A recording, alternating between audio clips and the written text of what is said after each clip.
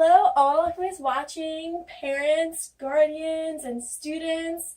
I'm Miss Pipitone, and I will be your English Language Arts and Social Studies teacher this year. I'm so excited. It's going to be a wonderful third grade year.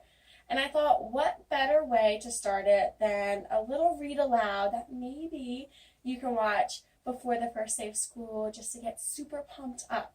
So parents and guardians, I really hope that you share this.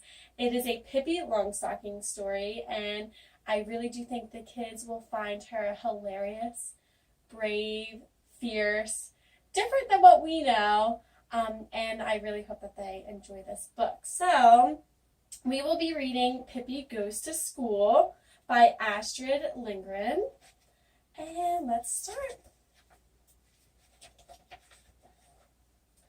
Way out at the end of a tiny little town was an old, overgrown garden, and in the garden was an old house, and in the house lived Pippi Longstocking. She was 9 years old, and she lived there all alone. She had no mother and no father, and that was, of course, very nice, because there was no one to tell her to go to bed just when she was having the most fun, and no one who could make her take cod liver oil when she much preferred caramel candy.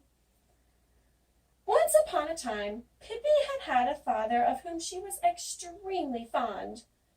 He was a sea captain who sailed on the great ocean, and Pippi had sailed with him in his ship until one day her father was blown overboard in a storm and disappeared. But Pippi was absolutely certain he would come back. Her father had bought the old house in the garden many years ago. While Pippi was waiting for him to come back, she went straight home to live at Villa Villicula. That was the name of the house. Two things Pippi took with her from the ship: a little monkey whose name was Mr. Nilsson. He was a present from her father. And a big suitcase full of gold pieces. Pippi also had a horse of her own that she had bought with one of her many gold pieces the day she came home to Villa Villicula. Beside Villa Villicula was another garden and another house. In that house lived a father and a mother and two charming children, Tommy and Annika, who often wished for a playmate. And when Pippi Longstocking moved next door, they got the best playmate any child could wish for. This is the story of one of their adventures together.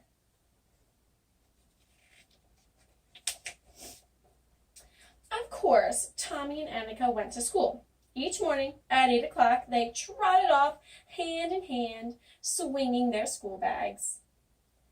At that time, Pippi was usually grooming her horse or dressing Mr. Nilsson in his little suit, or else she was taking her morning exercises, which meant turning 43 somersaults in a row. Have you guys ever tried 43 somersaults? Tommy and Annika always looked longingly toward Villa Villicula as they started off to school. They would much rather have gone to play with Pippi. If only Pippi had been going to school too, that would have been something else. The more they thought about it, the worse they felt to think that Pippi did not go to school. And at last, they determined to try and persuade her to begin. Try to think of what persuade might mean. "You can't imagine what a nice teacher we have," said Tommy artfully to Pippi one afternoon. Sounds like they're trying to convince her to go. "If you only knew what fun it is in school," Annika added. "I'd die if I couldn't go to school." Pippi was bathing her feet in a tub. "You don't have to stay so very long," continued Tommy. "Just until 2 o'clock. "Yes, and besides, we get Christmas vacation and Easter vacation and summer vacation," said Annika. Pippi bit her big toe thoughtfully. I'm sure that's interesting. But still said nothing. Suddenly, she poured all of the water out on the kitchen floor so that Mr. Nilsson, who sat near her playing with the mirror, got his pants absolutely soaked. "It's not fair," said Pippi sternly, without paying any attention to Mr. Nilsson's puzzled air about his wet pants. "It is absolutely unfair. I don't intend to stand it." "What's the matter now?" asked Tommy. "In 4 months it will be Christmas, and then you'll have Christmas vacation. But what'll I get?" Pippi's voice sounded sad. "No Christmas vacation. Not even the tiniest bit of Christmas vacation," she complained. "Something will have to be done about that. Tomorrow morning I'll begin school." Tommy and Annika clapped their hands. "Hurrah! We'll wait for you outside our gate at 8 o'clock. "Oh, no," said Pippi. "I can't begin as early as that. And besides, I'm going to ride to school." And ride she did, exactly at 10 o'clock the next day. She lifted her horse off the porch, and a little later all the people in the town ran to their windows to see what horse it was that was running away. Could you imagine looking out your window and seeing somebody riding a horse to school instead of taking the bus?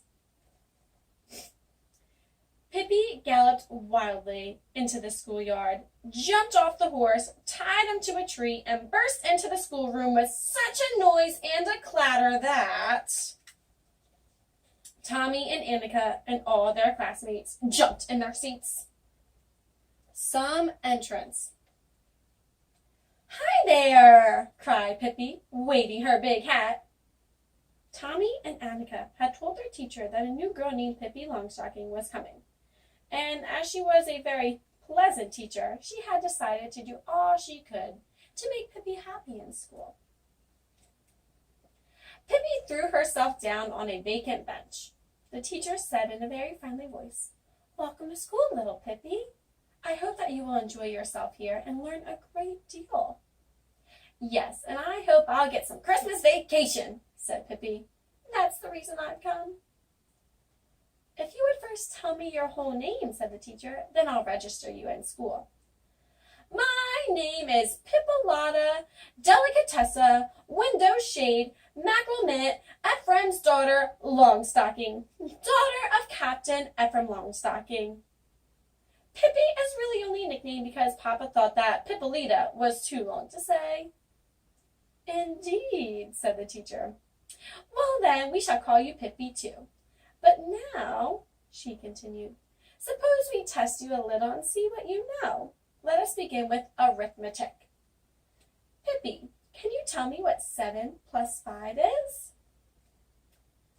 Pippi, astonished and dismayed, looked at her and said, "Well, if you don't know that yourself, you needn't think I'm going to tell you." Oh, boy. All the children stared in horror at Pippi, and the teacher explained that one couldn't answer that way in school. "I beg your pardon?"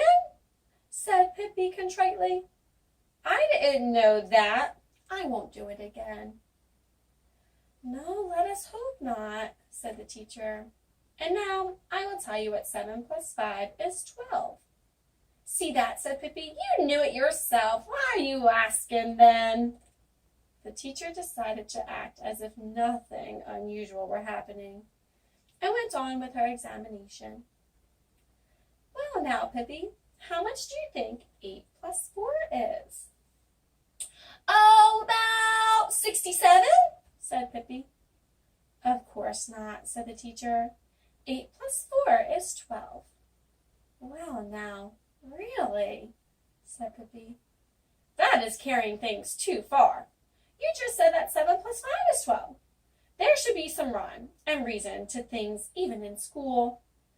Furthermore, if you are so childishly interested in that foolishness, why don't you sit down in a corner by yourself and do arithmetic, and leave us alone so we can play tag?"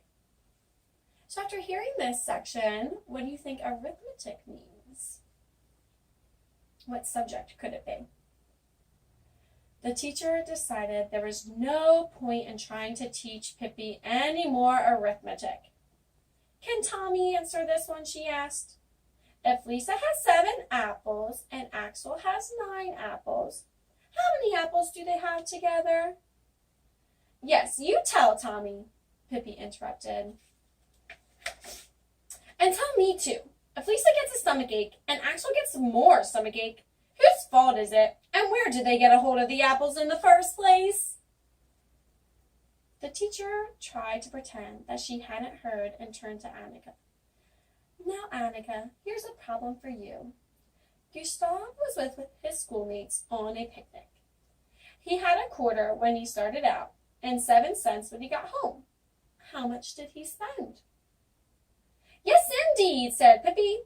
"And I also want to know why he was so extravagant, and if it was pop he bought, and if he washed his ears properly before he left home." The teacher decided to give up arithmetic altogether. She thought maybe Pippi would prefer to learn to read. So she took out a pretty little card with a picture of an iguana on it. In front of the iguana's nose was the letter I. "Now, Pippi," she said briskly, "you'll see something nice. You see here an iguana, and the letter in front of this iguana is called I." "That I'll never believe," said Pippi. "I think it looks exactly like a straight line with a little fly speck over it. But what I'd really like to know is what has the iguana to do with this fly speck?"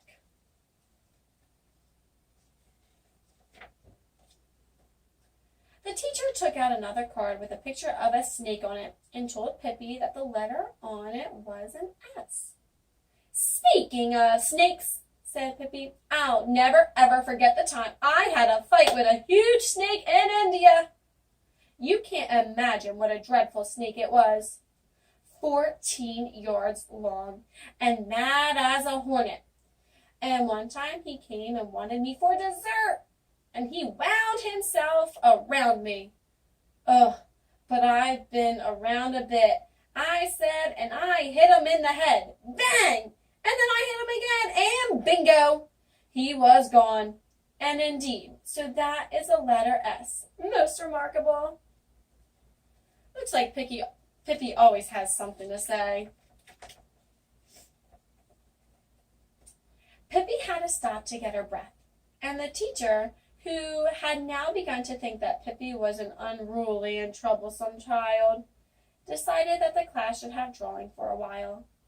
She took out papers and pencils and passed them out to the children. "Now you may draw whatever you wish," she said, and sat down at her desk and began to correct homework.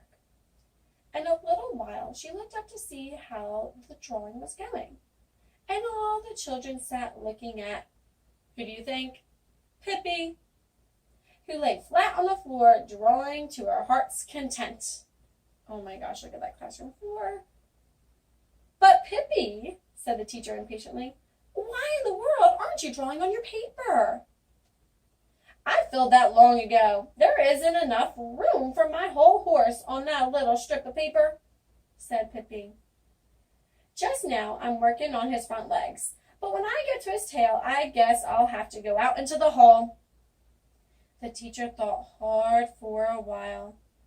"Suppose instead we all sing a little song," she suggested.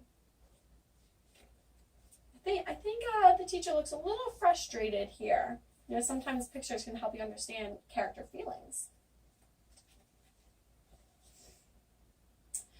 All the children stood up by their seats, except, who do you think? Pippi. She stayed where she was on the floor. "You go ahead and sing," she said. "I'll rest myself a while. Too much learning tires even the healthiest children." But now the teacher's patience came to an end. She told all the children to go out into the yard so she could talk to Pippi alone. When the teacher and Pippi were alone, Pippi got up and walked to her desk. "Do you know what?" she said. "It was awfully fun to come to school to find out what it was like, but I don't think I care about going to school anymore. Christmas vacation or no Christmas vacation, there's altogether too many apples and iguanas and snakes and things like that. It makes me dizzy in the head. I hope that you, teacher, won't be sorry. But the teacher said she certainly was sorry, most of all because Pippi wouldn't behave decently, and that any girl who acted as badly as Pippi did wouldn't be allowed to go to school, even if she wanted to ever so much. Have I behaved badly? Asked Pippi, much astonished. Goodness, I didn't know that, she added. She stood in silence for a while, and then she said in a trembling voice, You understand, teacher, don't you? That when you have a mother who's an angel and a father who is a king, and when you have sailed on the ocean all your whole life, then you don't know just how to behave in school with all the apples and iguanas.